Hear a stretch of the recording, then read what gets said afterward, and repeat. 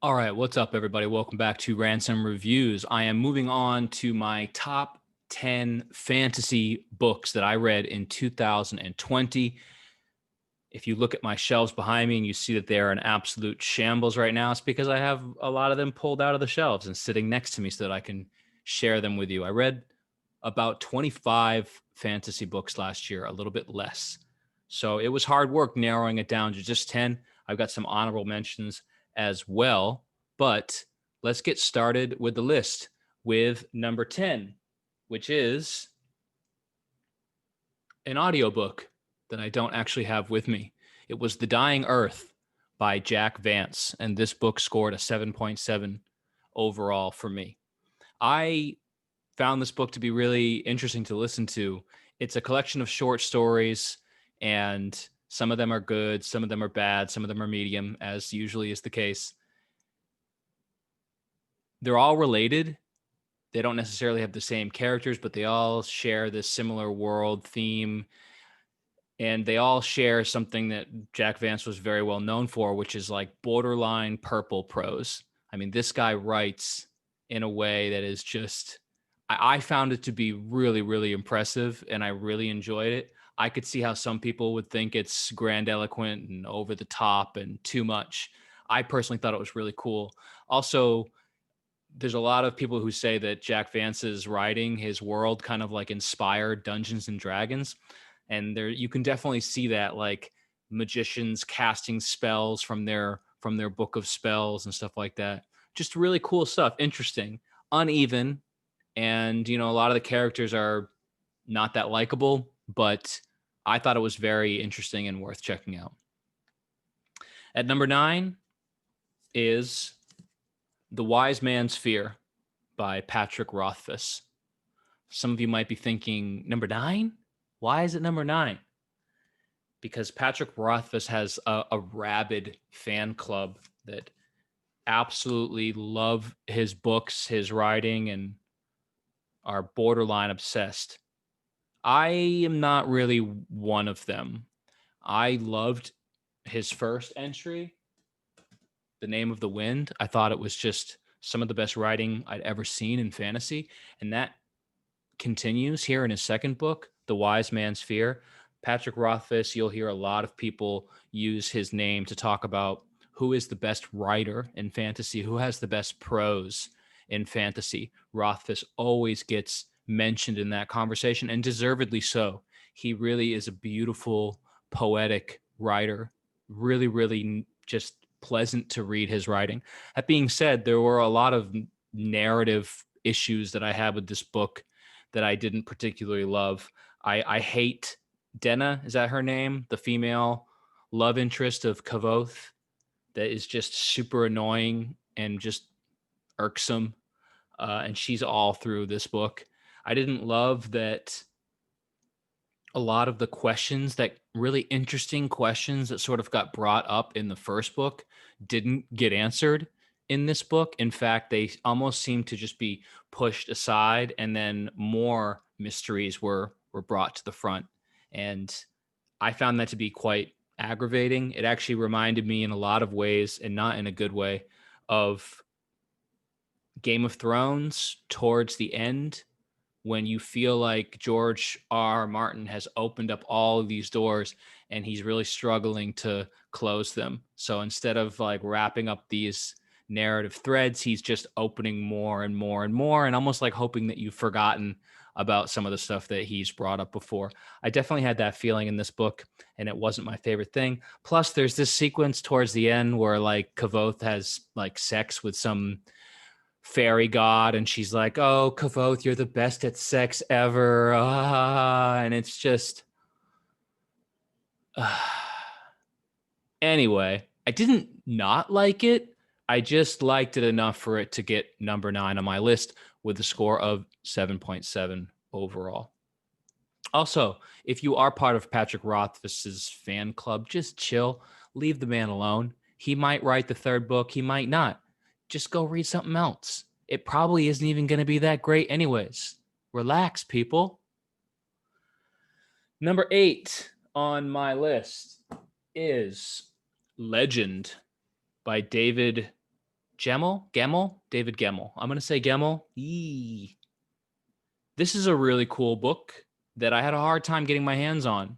Hard to find, but I had heard of this guy as being sort of like one of the original British heroic fantasy writers, and I haven't been able to find him anywhere.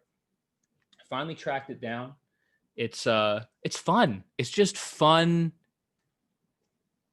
like violent, but also not dark, like violent, but also kind of uplifting in a way, which is a weird combination.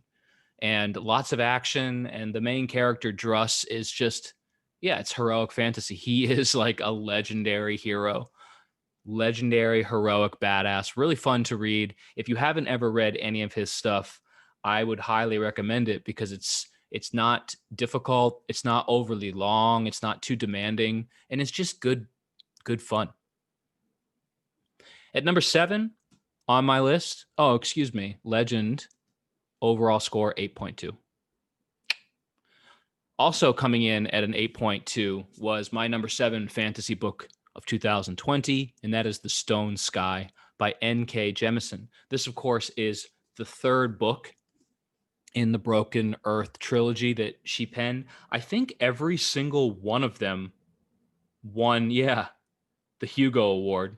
First book won the Hugo, second book won the Hugo, third book won the Hugo. That's amazing. I'm not sure I felt that highly about it, but it is a really cool and original world that she's crafted here. Kind of reminds me of like a really dark apocalyptic spin on Earthbenders from Avatar: The Last Airbender. There's really interesting characters. There's cool stuff going on that a lot of times doesn't make sense. And that was kind of my issue for a lot of that book was I kept waiting for everything to click into place and make sense for me. And it never really did. And it wasn't a deal breaker, but it was kind of wasn't my favorite thing while I was reading it, that I was still kind of confused and waiting for everything to make sense. What elevated the book for me and made it probably my favorite of her 3 was the ending. And I'm not going to get into any spoilers. All I'm going to say is that she wrote it in a way that was really human and really emotional and actually connected in many ways to things that she had gone through in her own life. And I just thought it was really masterfully done. And so even though I was kind of struggling at times when I was reading this book, the ending was such a feel good, powerful ending that it uplifted the whole book for me. At number 6, with a score of 8.3 overall, is Magician, The Apprentice by Raymond Feist. This is another fantasy classic that, for whatever reason, I just never encountered in my youth. I think I would have liked it even more in my youth because it does almost have a YA feel to it. Not quite, but it's very simple and easy read and fun. It's got a lot of fantasy tropes, but they're not aggravating. They're interesting in their own way. It feels like he's borrowed from a lot of different classic fantasy, but it doesn't feel like stealing. It feels almost like an homage. And I really liked it. I really want to continue the series. I haven't been able to find any of them yet, which is a bummer. But if you haven't read Raymond Feist ever, this is apparently where you're supposed to start, with Magician Apprentice. And it is a good, fun read. At number 5 on the list, we're going to begin our Joe Abercrombie extravaganza. So we're going to start with The Blade itself, which fitting because it is the first book in his trilogy, the First Law trilogy, I think it's called. If you have not read Joe Abercrombie before, he is a really fantastic writer, and I cannot recommend him enough. He has a couple of strengths with his writing that are possibly unparalleled in the world of fantasy, and that is character and dialogue. I don't think I've read anybody in the fantasy genre that can write characters like Joe Abercrombie, that can write dialogue like Joe Abercrombie. That's really why I read his books. And I will get into some of the things I don't like as much as I work my way through this trilogy. But this book got an 8.3 overall from me. I was absolutely enthralled from the first page with the characters, loved them, loved how each one has their own unique voice and almost like their own different language that they speak with. And they're so thematically unique and clever. And I don't know, I just can't say enough good things about how he builds his characters and how he writes dialogue. It feels so natural. It'll make you laugh. It'll make you frustrated. What I didn't love was the story. The story was okay for me. And this is, this might be by design. You will find out about Joe Abercrombie if you have read him before or if you're looking into reading him, that he's not the kind of guy that gives easy answers. He's not the kind of guy that follows the traditional arc of wrapping things up and putting a little bow on there so that everybody's happy. In fact, I feel like in a lot of ways, this series was meant to do the exact opposite, just to kind of poke at those tropes, at those traditions, and sort of do things his own way. And I really respect that. It's a really unique approach, and he's made it work for him, but it doesn't always come off as enjoyable. Dark fantasy, amazing characters, amazing dialogue. If you haven't checked out Joe Abercrombie yet, you need to check out Joe Abercrombie. Which brings us to, you guessed it, number 4 on the list, Last Argument of Kings by Joe Abercrombie. So this is book 3 in the series. This is the last one of the First Law trilogy. And again, same strengths and same weaknesses. Amazing characters. They're not likable. They are likable. You're confused. You're conflicted. They're dark. They're good. They're multifaceted. They have layers. They're fascinating. I didn't love the ending, and I'm not going to get into details and spoil it for you. I've actually argued with other people who say they love the ending and they think that it's so clever and well done. It didn't really do much for me. It's a bit dark, as he has a reputation for, and it's a bit depressing. And yeah, so like when I finished the book, as amazing as it was, this whole series, this whole adventure, I couldn't help but kind of have those feelings that he'd written into the story. I just kind of felt ugh after, even though the book itself is really, really good. So that brings me to number 3 on my list of top fantasy books that I read in 2020. And if you've been following along, you could probably guess that it is, again, Joe Abercrombie, Before They Are Hanged. This is the second book in the series. And for me, this one scored at 8.5, a little bit higher than the other two. I think this was the perfect mix for me because I had really become attached to the characters by the time I was reading this one. And I also was into the story enough where I wanted to know what happened, but I didn't. I still had hope. I still had hope that he might resolve it differently or go in a different direction. And yeah, obviously he dashed out that hope with the last book, but the possibility was still there in book 2. And I think for me, that's what made book 2 the best one out of the 3. Obviously, I'm nitpicking when I talk about the things that I didn't like. As you can see, I read the whole trilogy last year, and I don't often do that. I know most people, or a lot of people at least, when they begin a trilogy or they begin a series of books, they just go boom, boom, boom, boom, boom through the series. I actually almost never do that. I very often start one and then start a different one and then start a different one, and I'm changing genres. So for me to have read 3 Abercrombie books last year shows you how much I really, really enjoy his writing. Really good stuff. So that brings us to the top 2, and they were deserving of those spots. Number 2 on the list is The Rage of Dragons by Evan Winter. I had heard a lot of amazing things about this book. It was sort of like trending and everybody was talking about it. And I decided I had to pick it up because so many people were excited about it. And yeah, it is. It's just, you're going to read this whole book, even though it's quite thick. You're going to read the whole thing in like 3 or 4 days. there's something about it that just, you cannot put it down. I know that's a cliche that's often attached to books, but it's very true in this case. You cannot put this book down. It is like whitewater rafting. You are just being churned along uncontrollably. And even though there's some rocks in the way, not everything's perfect. The protagonist is a little bit one-dimensional and annoying, but man, there's no question that Winter had a plan for this book. In fact, I think I read maybe in the interview in the end that basically, like, he's one of the kinds of writers that actually has like an outline. He has a template for his book where he has everything sort of plotted out and measured.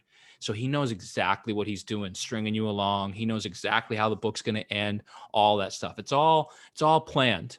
And what you get is a really, really tight experience where there are no lulls. You're just kind of pummeling through walls all the way to the end of the book. And then you're just kind of, you put it down and you just go, wow.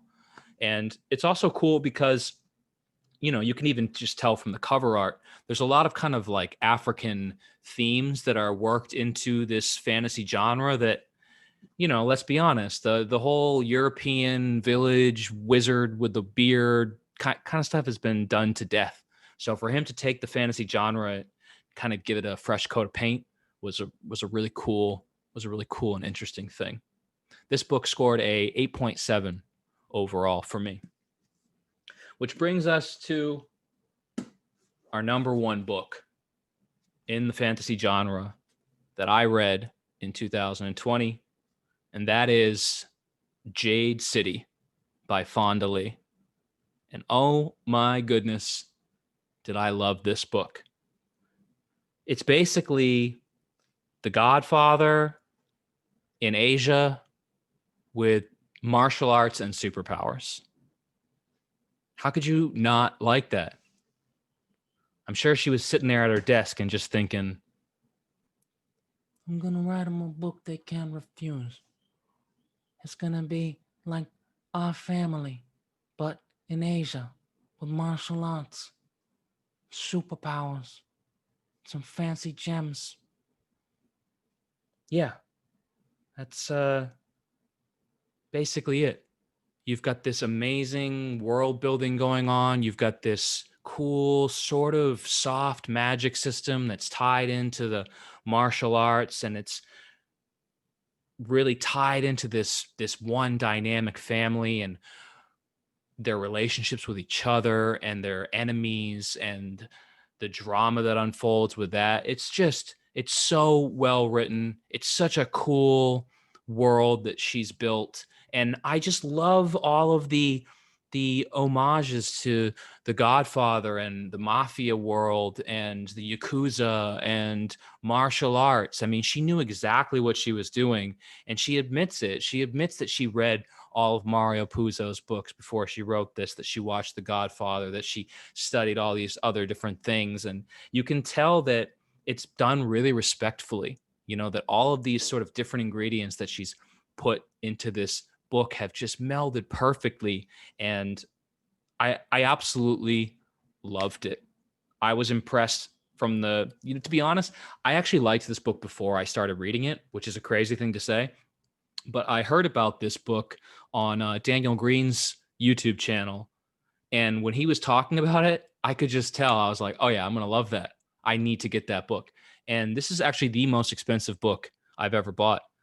It was almost $20, which, you know, I don't usually spend more than 10. I have like a soft limit of like $12 to $13 for a book.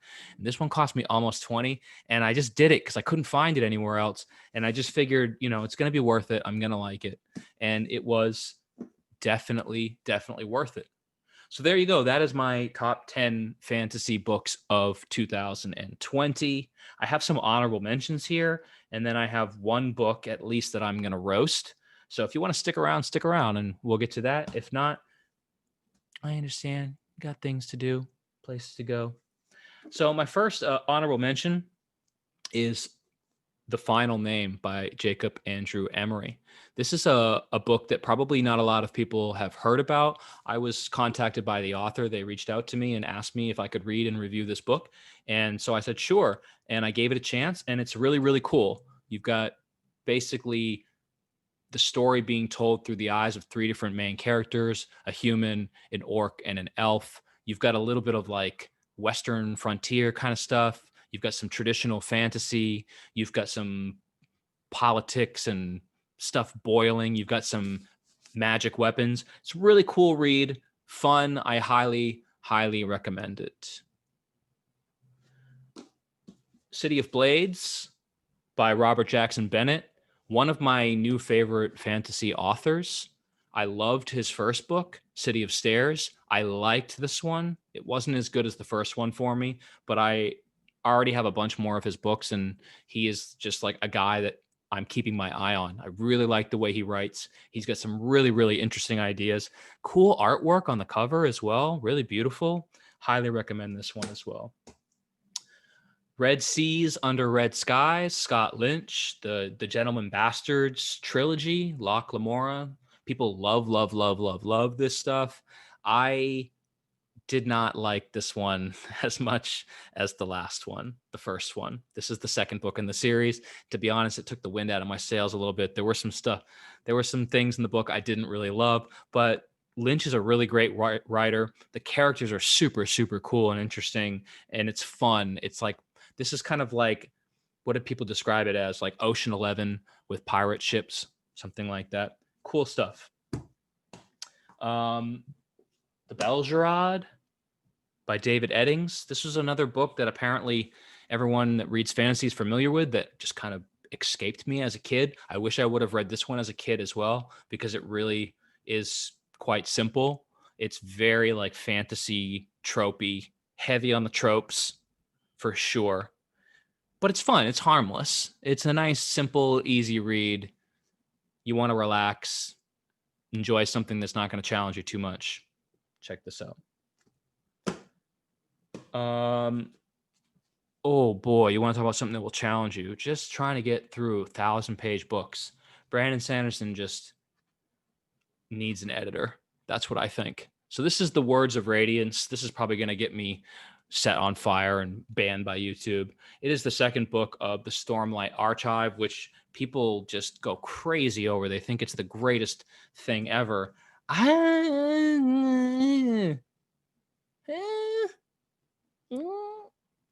mean, I like it, but I have this weird thing that happens when I read books that are 1,000-page long, where like, if I don't love it, I start to get aggravated and moody. Like, why are you taking so long to wrap this up?